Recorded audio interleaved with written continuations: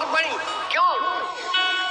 नारद बाबा पार्वती के गुरु हैं और कोई व्यक्ति किसी के गुरु का अपमान करे, गुरु में कोई कमी निकाले, गुरु में कोई खोट निकाले, तो उसको कष्ट होगा या नहीं?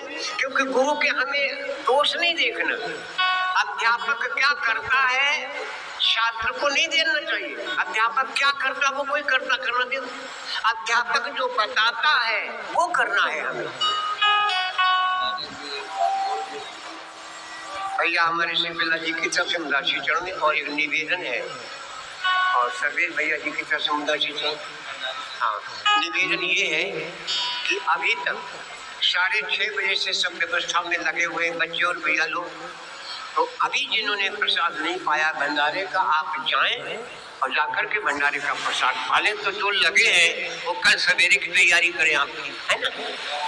जिन भैया लोगों ने माता बहनों अभी भोजन नहीं पाया है तो जाकर के आप लोग भोजन प्रसाद पा लें, जिससे कि जो लोग लगे हैं वो भी कथा सुन सके, अपनी कल की तैयारी कर सके। नाम भटक गए हमने। कानपुर से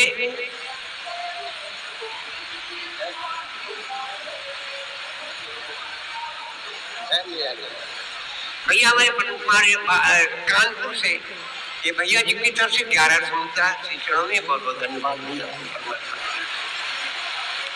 तो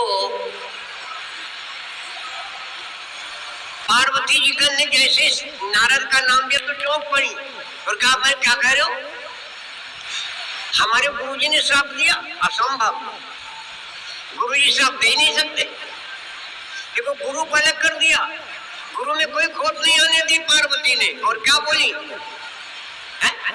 गिरिजा चकित भई सुनि बानी नाम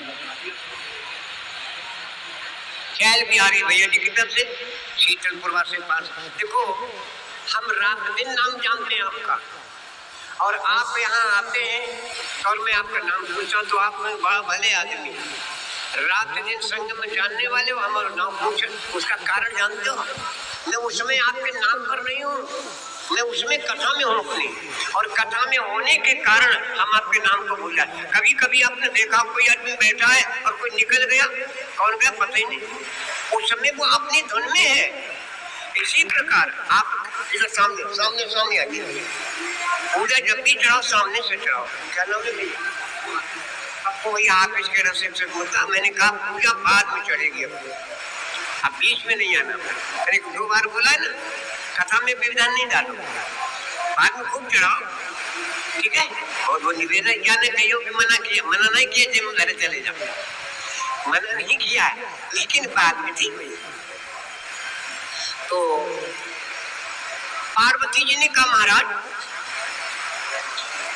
गिरिजा चकित भई सुनि बानी, नारद विष्णु भगत पुण्य ज्ञानी। नारद तो भगवान के भक्त हैं और ज्ञानी हैं, कारण कवन शाप मुनि दीना। क्या कारण है कि जो गुरुजी ने श्राप दिया, का अपराध रमापति कीना, अपराध किया भगवान ने, गुरु ने अपराध नहीं किया। तो जैसे पार्वती ने कहा कि कोई अपराध किया है भगवान ने तभी श्राप दिया, तो भगवान हंसने लगे, बोले भी हंसी महेश तब। एक होता है मुस्कुराना, एक होता है हंसना, एक होता है पीसना। जहाँ जहाँ पीसना शब्द है खतरनाक। 3 प्रमाण देता हूँ, ज्यादा से ज्यादा नहीं, 3 प्रमाण। पार्वती ने कहा भगवान ने कोई अपराध किया होगा तभी मेरे गुरुजी ने श्राप दिया है?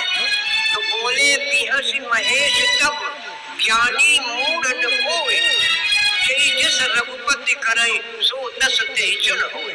न कोई ज्ञानी है न कोई मूर्ख है, जो व्यक्ति जिसमें जैसा करता है वो वैसे ही बन जाता। भगवान जिसको जैसा बनाते वैसे ही बन जाता है। तो पार्वती ने कहा फिर कैसे बन गए हमारे गुरुजी, कैसे बन गए? तो अब ध्यान दीजिएगा, मैं बोला 3 अब आपको कारण बताएं बिहसे का। शंकर भगवान बिहसे और नारद बाबा जब गए भगवान विष्णु के पास तो बोले बिहसी चराचर राया। बहुत दिनन कीन मुनि दाया, ठीक है। और तीसरा, जब केवट ने कहा तुम्हारी कसम, तुम्हारे बाप की कसम, जब तक पैर नहीं धोऊंगा अपनी नाव पर नहीं चढ़ाऊंगा। तो अगर आपसे ईएमआई नहीं दी जा रही है तो कम से कम अपना क्रेडिट स्कोर तो खराब मत कीजिए। इसीलिए मैं बार बार खतरनाक समझो खतरा है, पिहसना खतरा, वही कहा है भगवान पिहसे खतरा है, भगवान का हंसना खतरा।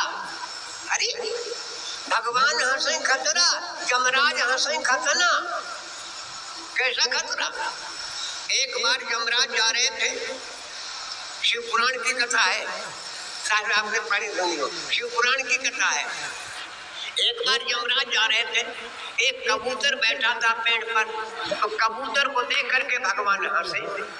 ओ महाकाल यमराज हंसे, कबूतर को देख करके यमराज हंसे, तो कबूतर की दम निकल गई। दादा यमराज देख के हंसे, समझो खतरा, समझ रहे हो। भगवान शंकर हंसे खतरा, क्या खतरा यही बताना। भगवान विष्णु हंसे खतरा, विष्णु शिव पुराण की देवी भागवत की कथा। यहाँ पर भगवान शंकर हंसे, वहां यमराज हंसे, कबूतर ने कहा खतरा। कांप गया कबूतर, शिव पुराण की कथा है। यमराज को हंस करके चले गए। अब कबूतर कहाँ जाए, दोपहर में कथा सुनी थी, काहे की पक्षियों के राजा की कथा हुई थी दोपहर में, तो वो गया अपने राजा के पास, गरुड़ जी के पास। गरुड़ जी से कहा यमराज हमें देख के हंसे, हमारे शरीर कांप रहा है, पता नहीं क्या होने वाला। गरुड़ जी ने कहा तुम परेशान का बैठो हमारी पीठ पर। गरुड़ जी ने पीठ पर बिठाया और 7 समुंदर पार एक गुफा में बिठा दिया, यहाँ बैठो आराम। यमराज के हृदय जी 7 समुंदर पार गुफा में कबूतर को बिठा दिया। गरुड़ जी लौट आए, उसी गुफा में एक बिल्ली थी, बिल्ली ने कबूतर के तोरे खाई गई, बिल्ली कबूतर का खाई गई।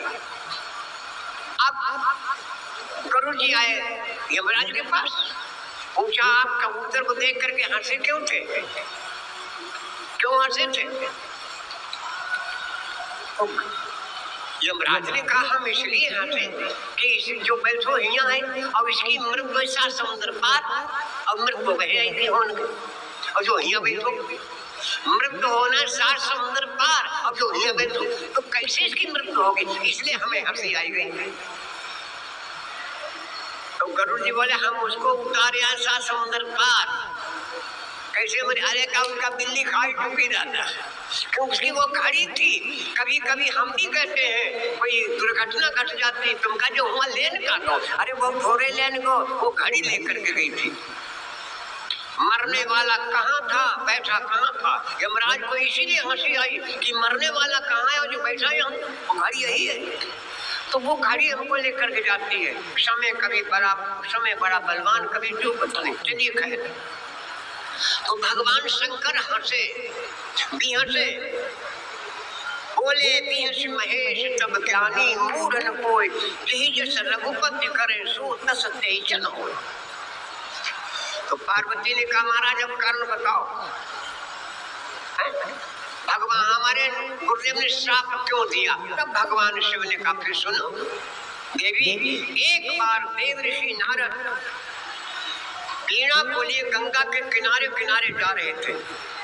2 गंधर्व, एक का नाम नलकूबर, एक का नाम मणिग्रीव, ये दोनों गंगा में नंगे नहा रहे थे। नारद ने देखा तो इन्हें क्रोध आ गया। कोई काम गलत करता कभी कभी क्रोध अपने को आ जाता, ये गलत क्यों कर रहा है। तो नारद बाबा ने देखा दोनों नंगे नहा रहे, गंगा में नंगे नहाना। नारद बाबा ने श्राप दे दिया, तुमने माँ भगवती गंगा का अपमान किया है, हम तुम्हें श्राप देते हैं कि तुम जाकर के वृक्ष हो जाओ। तब दोनों पैरों पर गिर पड़े और कहा महाराज क्षमा कर दो। नारद बाबा ने उनसे कहा देखो तुम्हें वृक्ष तो बनना पड़ेगा, लेकिन तुम्हारा उद्धार द्वापर में होगा। भगवान कृष्ण के द्वारा। यही दोनों जाकर के अमलार्जुन के वृक्ष हुए, भगवान श्याम सुंदर के द्वारा इनका उद्धार हुआ। कैसे उद्धार हुआ कथा सब लोग जानते हो, आप लोग भी जानते हो माताओं बहनों। बता दें, आपसे संबंधित है प्रसंग। एक बार माता यशोदा दही बिलो रही थी, कुछ लोग का तो मट्ठा बिलो रहे थे। अरे मट्ठा थोड़े बिलो या दही बिलोया जाता है। कभी कभी मट्ठा फेर, अरे मट्ठा फेर हो जाता है, ही फेर हो जाता, मट्ठा नहीं फेरा जाता। कभी कभी उल्टा शब्द हो जाता है, कहते मट्ठा फेर, मट्ठा नहीं फेरा जाता, ही फेरा जाता। तो माता यशोदा दही बिलो रही थी, भगवान कन्हैया साड़ी पकड़े बोले माँ हमें भूख लगी। तो माता यशोदा दूध पिलाने लगी। जब दूध पिलाने